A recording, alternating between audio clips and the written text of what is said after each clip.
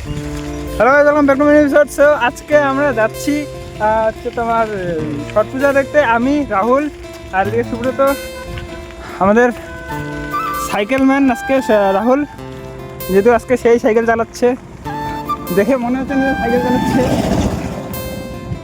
এদিকে সুব্রত ক্যামেরাম্যান আমাদের ইসি নিউজের।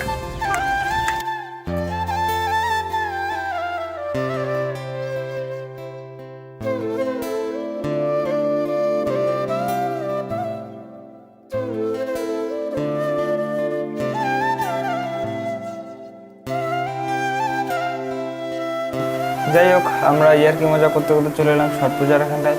দেন এখানটায় এসে দেখি অনেক ভিড় আর অনেক লোকজন আসছে ছট পূজা দেখতে। তবে ছট পূজার এখানটায় এসে দেখলাম একটা জিনিস, যে এখানটায় কোনো মূর্তি পূজা হয় না। এটা হলো ছট পূজার আগের দিনের বিকালবেলার মুহূর্ত।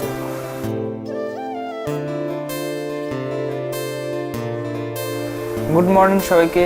আর এখন বাজে 2টা, আর আমরা আসছি সেই ছট পূজা দেখতে ভোরের মুহূর্তটাকে।